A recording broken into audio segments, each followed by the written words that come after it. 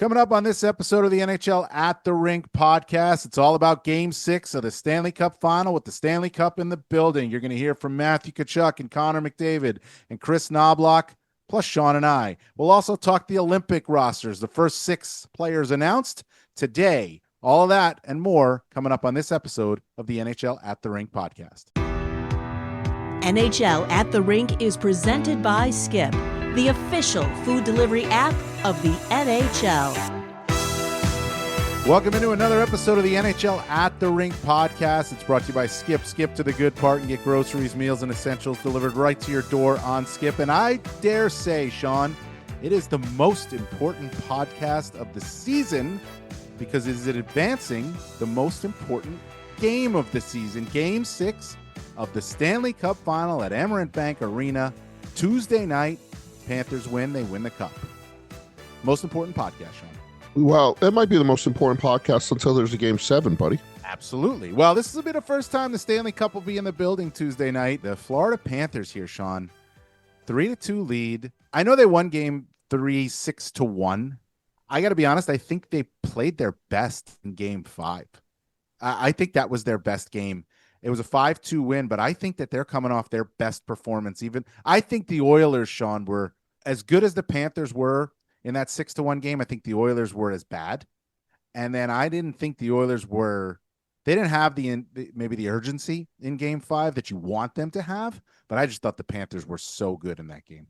They were an anaconda, and they squeezed the life out of the Oilers. They squeezed the life out of that building. The Edmonton Oilers had 4 shots, even strength shots, 30 minutes into that game. Do you think the Edmonton Oilers wanted to have 4 shots 30 minutes into that game? No. So this narrative that, they came out flat, that they sucked, whatever it is, I'm not necessarily buying it. Look, the urgency we saw in Game 4, when they're down 3-0, they came out, and yes, a penalty by Sam Bennett early in the second period helped, and they got on the board on the power play. But I thought that they came out with that fire that you want to see a team play with. And listen, due credit here to the Panthers, because I think the Panthers did a really good job, but they didn't have that in Game 5. And maybe that's because in Game 4, the Panthers were a little bit guilty of sitting back a little bit, protecting. That never works, especially against Edmonton. And they didn't do that in Game 5.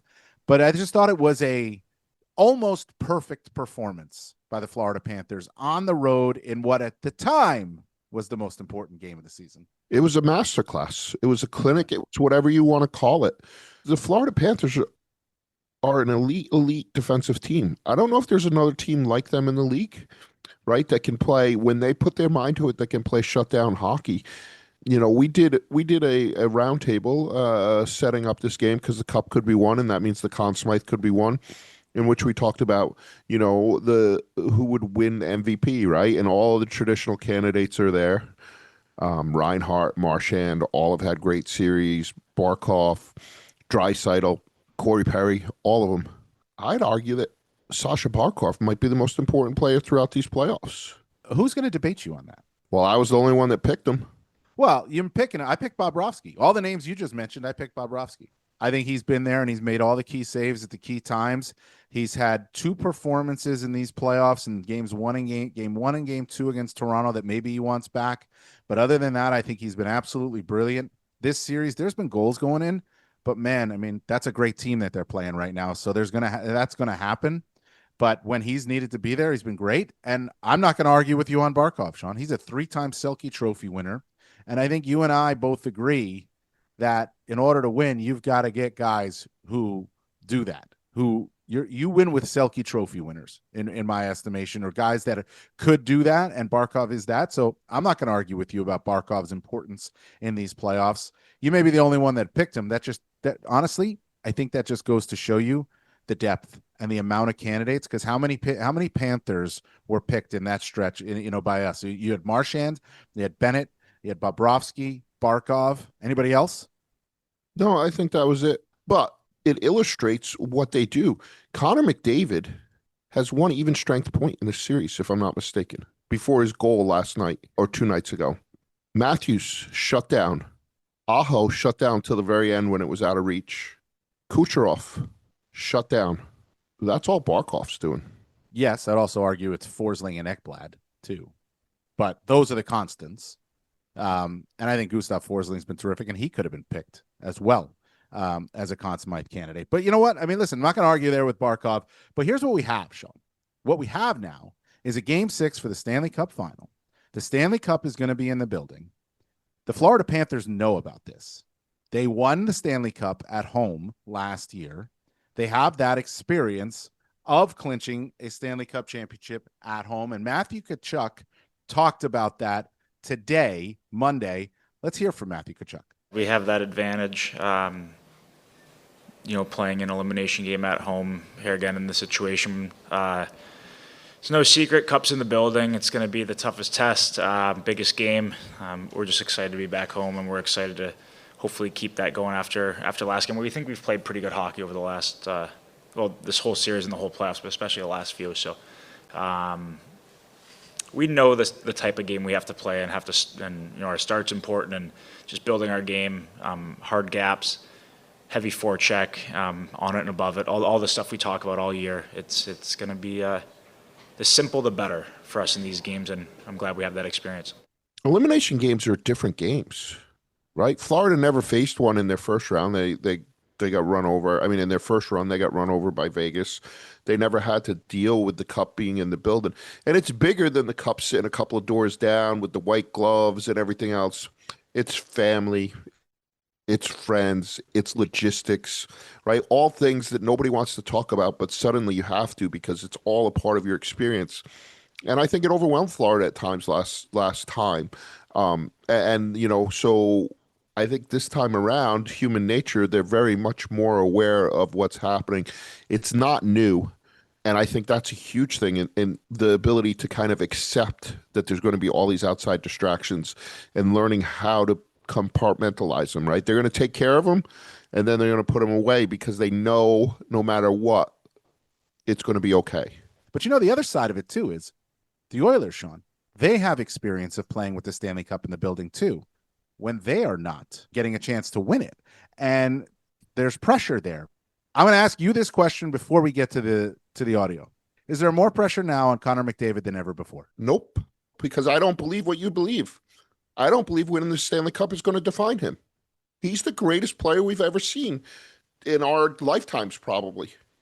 I mean, you want to argue Mario, you can argue Mario. He is the best, most talented player we've ever seen.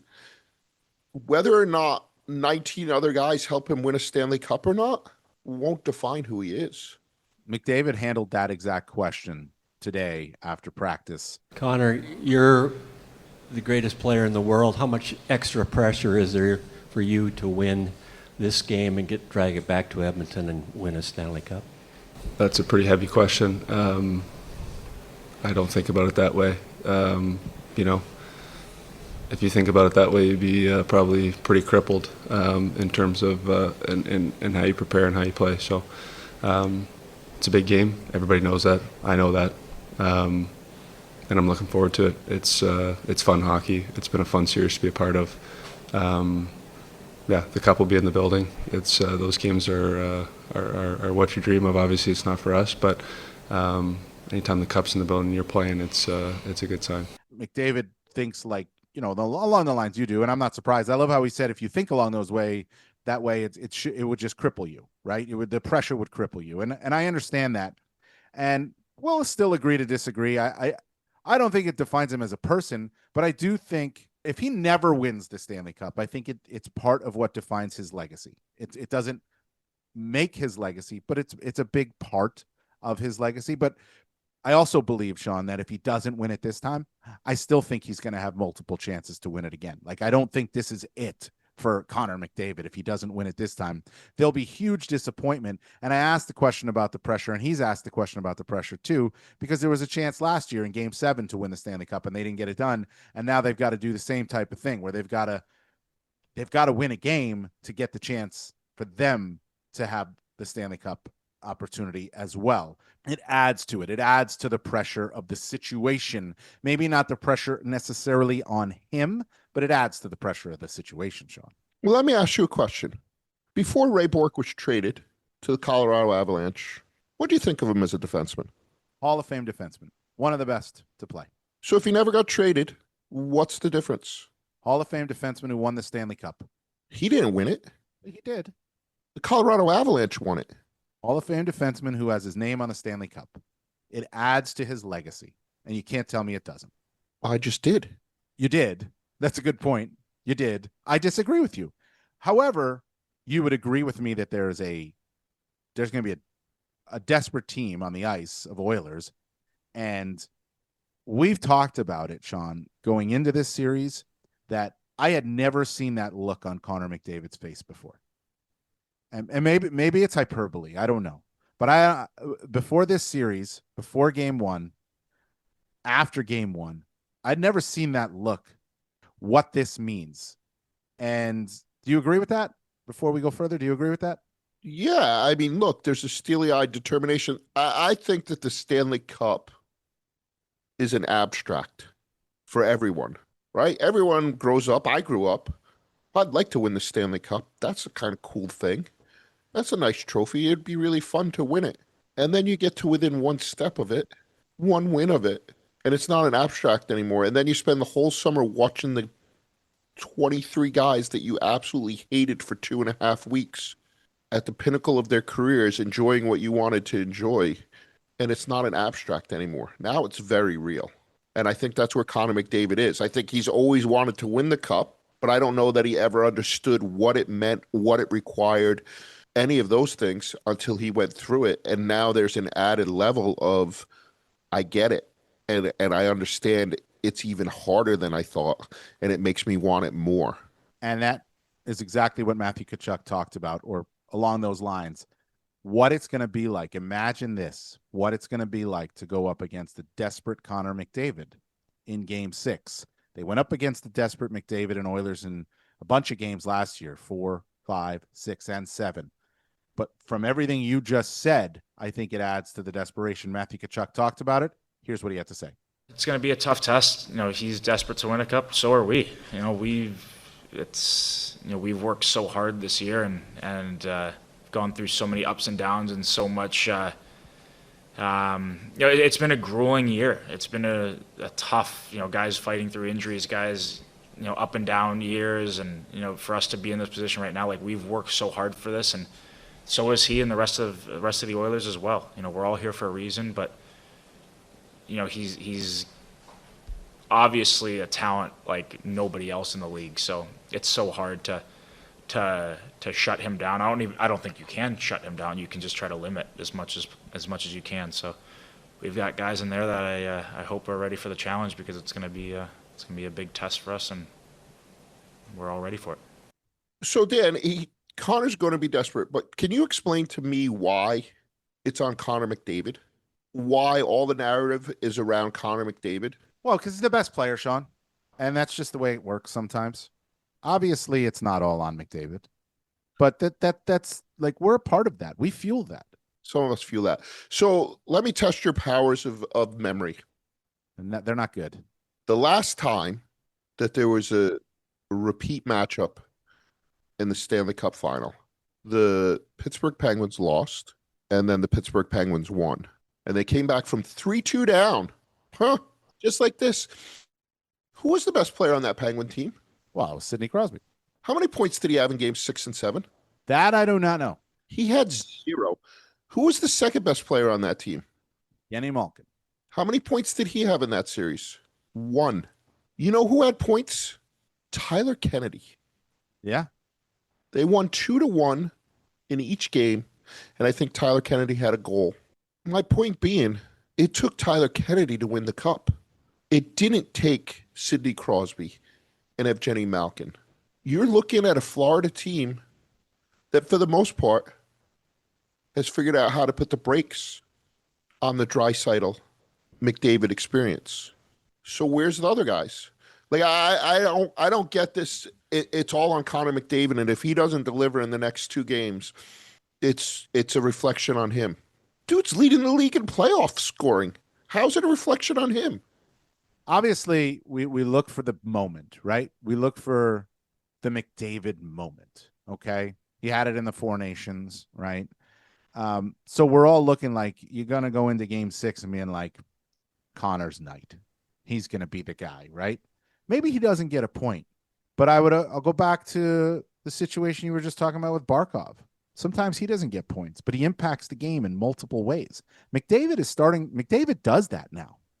I think he's not as good defensively as Barkov is, because that's a huge part of Barkov's game, and McDavid is growing into that game now, killing penalties and whatnot.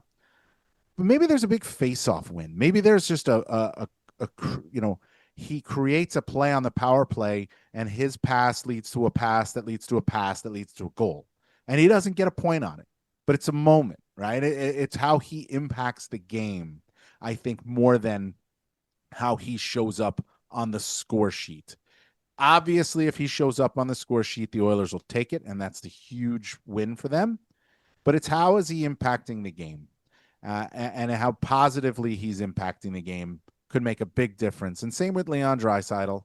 That makes the difference at this time of the year more than the goal or the assist, because he could have made the play in the neutral zone that leads to a play that leads to a play that leads to the goal. But where does it start? It starts with 97, or it starts with 29, right? That to me is how you measure it better. Sure. All I know is that the top players in the Stanley Cup final often are canceled out because the matchups are there. That's why the other team got there. Look at the litany of game-winning goals in the Stanley Cup final. There's names like our good friend Mike Rupp on it. Would you say that Brad Marchand is a top player in this Stanley Cup final? Brad Marchand is playing third-line minutes, and he's exploiting a matchup that's allowed the top two lines to strangle each other to death. And Florida's third line has eaten the Edmonton Oilers for lunch. They've owned that matchup, and that's the difference in the series. What's Barkov done in this series offensively? He created the play that led to Reinhardt's goal that made it 3-1 in Game 3. That was the big goal. Came 80 seconds after Corey Perry's power play goal. That might be his biggest play. He's had a couple of points, but that play and that goal, I mean, even Paul Maurice talked about it, how it was the inflection point, but he didn't get a point on the play, Sean. My point again is those two lines have canceled each other out. You're sitting and you're watching this series and you're like, where are the big guns? Where are they? And they've had their moments. McDavid had a beautiful play that we raved about for a 2-day news cycle, and he's been very good, but he hasn't been dominant because the Florida Panthers won't allow him to be dominant. Florida's top line hasn't been dominant because they're not allowed to be dominant because they're spending more time checking than they are attacking. Florida's third line is eating the Edmonton Oilers for breakfast, lunch, and dinner, and they're having some Dairy Queen when they're done. Except for one thing. The Oilers have won 2 games in this series, and Leon Draisaitl has the overtime goal in both of them. And some would argue he's the second best player in the world. So there is that, but your point is very well taken, Sean. I understand that. And you need the whole team. And the whole Oilers team, this is the thing they really have going for them. They have been so good in situations like this one. Backs up against the wall. How are you going to fight back? Coming off a game you don't like. Whether it's in game or it's after a game, goes to game. This Oilers team has been good. They've got 8 comeback wins. They've got 2 in the Stanley Cup final. And their coach, Chris Knobloch, addressed that today. I really thought what Knobloch said about the resiliency of this team is what sells the fact that they can and maybe will win Game 6. Here's Chris Knobloch. I think our guys are resilient. That's been a term that's been used to describe these guys for a long period of time. Last year, this year, how many elimination games that we had.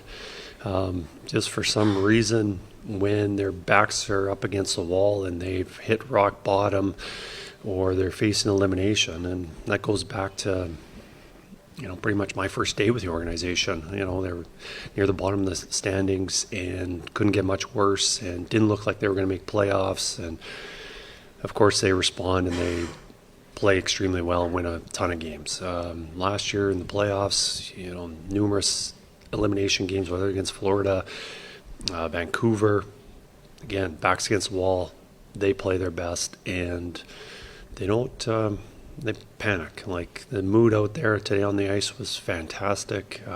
They're embracing the challenge. They love challenges. So we'll, being down, facing elimination is not an ideal situation, but for this group, it's almost like that's what they wanted to be in. I agree with everything that Chris Knobloch says. This team has shown an unbelievable mental toughness last year in dragging us back and forth across the country for 3 more games than we thought we were going to get. This year, down 2-0 to LA in the first round, and just suffering one of the most heartbreaking goals I've ever seen in that game when they came all the way back and then gave up the goal to Danault. Within this series. But to me, the problem with resiliency is you need the fuel to do it, right? You need to be able to say, okay, we're going to go and we're going to stretch this out. And if we give all our effort, we're going to be able to do this. It's a lot harder to do when you don't have a starting goaltender.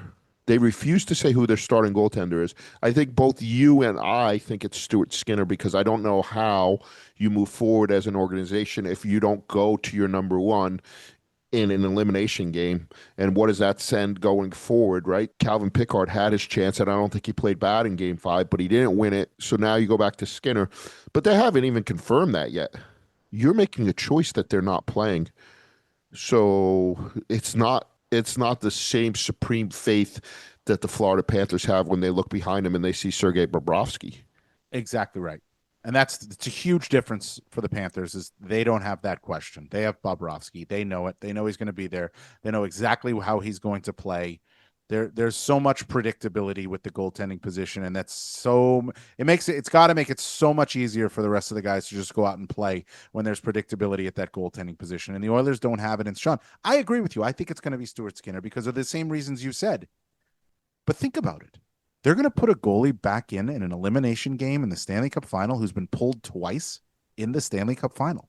That seems a little crazy to me, doesn't it? I mean, and I get it. But where's his confidence? You've pulled him twice. Now they've come out and they've said, listen, I mean, all right, these are game. We pulled him. It was our play. It wasn't on him. But still, he didn't come up with the big save. He didn't do what he needed to do in those games either. He didn't do his job, if you will. Players in front of him didn't do their job, but he didn't do his job. And you told him, you are not good enough to play for us in this game right now. We need to change this. Where is his confidence right now?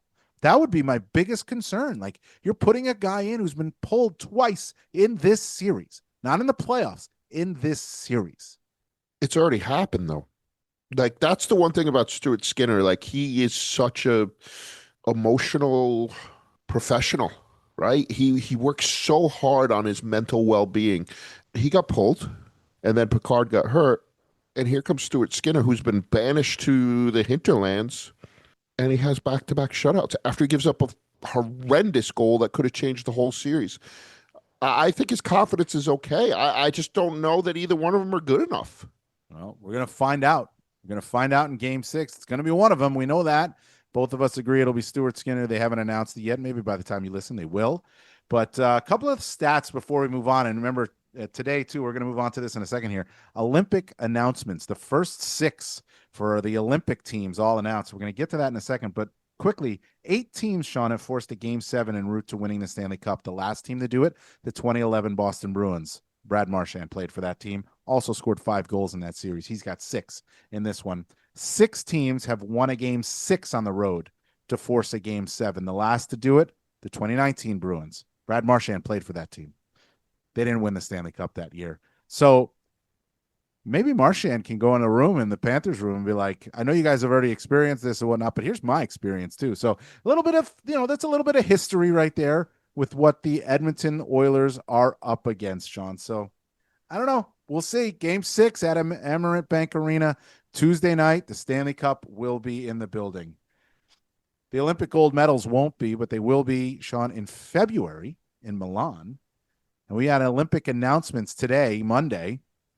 And let's quickly on Canada and the U.S.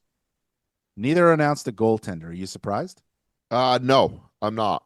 Like, I don't know that Bennington is the answer for Canada. I understand that he won the Four Nations and he was relatively brilliant in doing it. You know, this tournament is 8 months away, right? Think about where Bennington was 8 months before the Four Nations. They were thinking about trading him out of St. Louis. So for goalies, I think there's this huge runway where you have to see where they're at and how they're playing. You know, and I think for Bennington, it's kind of been all over the place, right? And then I think it's the opposite for the Americans. You would argue that it's going to be Hellebuck, you know, MVP of the regular season and Hart Trophy winner, but he didn't cover himself in glory in big games again. So, and I don't know how Billy Guerin and his management staff answers that, right? Because he can be lights out for the first couple of months of the season, but do you trust him in a big game? Well, I mean, that's the big question. And you look at the big four, right? U.S., Canada, Sweden, Finland. Only one of them named a goalie. It was UC Saros for Finland. He's the only one. I am not surprised at all that the U.S. didn't name a goalie because I'd argue, Hellebuck and Ottinger, right? I mean, it could be Swayman. Swayman just won the World Championship. It could be Swayman. Who knows? But we'll also see, who's playing really well next year. It could be somebody that we're not expecting as well at the same time. And same with Canada, right? Like, you want to name Binnington, but what if he's struggling? What if it's Sam Montembeault playing for an upstart Montreal team that's, moving along, and it could be him instead. So you don't want to tie yourself to a goalie. It makes sense. Canada named Cale Makar, Nathan MacKinnon, Connor McDavid, Braden Point, Sam Reinhart, and Sidney Crosby. I don't see any surprises there. And the U.S. named Quinn Hughes, Charlie McAvoy, Austin Matthews, Brady and Matthew Tkachuk, and Jack Eichel. And I don't see any surprises there. I think the right guys were named for both of those teams. Well, yeah, but I think you could go 10 deep. I think if we named 4 different players on each team, we could still be like, oh, I don't really see an issue there. I think Finland named a goalie out of courtesy. Like, I don't even know that Saros is going to be the goalie for them. Right. He certainly hasn't been good for the Nashville Predators. He wasn't great in the Four Nations. Lankinen was pushing him. And I'll tell you what the most eye-opening one was: Landeskog. You're right. I looked at Sweden's roster. His name didn't even cross my mind, Sean. I'll be honest with you. It didn't even cross my mind. They got Raymond Nylander, Adrian Kempe, Victor Hedman, Rasmus Dahlin. Like, you'd think Mika Zibanejad in that spot, right? I just assumed Mika Zibanejad. But it's Gabriel Landeskog, who has played in how many games? How many games did Landeskog play in the playoffs this year? Not too many, and he hadn't played in a long time. But that's how highly they think of him. And I think you look at some of these teams, some of the players named today, Sean, U.S., Canada, Sweden, Finland, whatever it might be, all the rosters. It's the leadership groups. Canada, Crosby, McDavid, McKinnon, Makar, right? U.S., Matthew Tkachuk and Brady Tkachuk and Austin Matthews and McAvoy. Charlie McAvoy could be the next captain of the Boston Bruins, and Eichel, right? And then you think Landeskog. Like, he's such a big leader for his team in Colorado, and he's a big leader for the Swedish national team too. So maybe it's not surprising. Like, they might have named Landeskog to name him captain or to name him an alternate captain behind Victor Hedman, and he still might be their fourth line guy. Yeah, and let's not forget these are provisional rosters. Just because these guys were named does not mean they're going to be in Milan in February. A lot could happen between now and then: injuries, poor play, whatever. They just needed to get some names on paper to start beating the drum and getting all the protocols through the IOC set up and everything else. So I think it was a big tip of the cap to a player who's meant so much to that program and suffered so much to get back, and really authored one of the great comeback stories in all of sports. Yeah. And I think it was a nice way for Sweden to say, we see you, and we want everybody to see it. And so they're going to talk about this. And then if you can't go come February, we're just going to name somebody else, but you'll still have your moment in the sun. I'll tell you, we talked about goalies before. Czechia named a goalie, Lucas Dostal. And Sean, I think this guy can be really good. And I think he will be really good with Anaheim. And I don't think Czechia is going to be good enough or deep enough to win in the Olympics against teams like the U.S. and Canada and Sweden and Finland. But Lucas Dostal was a goalie that Czechia named, and I think this guy could be a real special goaltender too. So it's good to see his name on there as well. Yeah, well, he's used to barrages, right? Like maybe Yes. Anaheim's going to be better this year, but him and John Gibson have been under artillery fire for years, right? So if the Czechs aren't going to be good enough in the Olympics and their defense is going to be a little suspect, they have a goalie who is used to taking on a lot of shots, as opposed to some of these elite goaltenders that play for elite teams that don't often face barrages. And the last team I'll mention, the team to watch out for, and the team I know for a fact you are going to want to cover when we get to Milan at the Olympics, Latvia.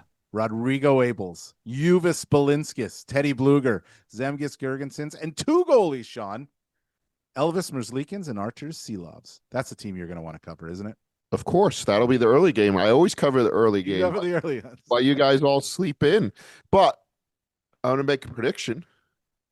One of those goalies is going to have the game of his life against a Big Four team, because they always do. Every Olympics, some goalie who everybody's dismissed walks into the Olympics and has a ginormous game against Sweden to knock them out, against Canada in a 1-0 loss, whatever it might be. And there will be hundreds, probably thousands, because I don't think it's all that far, of Latvian fans singing and dancing and cheering and having the time of their lives. It is the greatest atmosphere for hockey that I've ever encountered. And we are so myopic and parochial, and we're like, oh, Canada and the US, that's the best. Latvia might have the best fans in the world, because it means everything to them. And they're not guaranteed to be good.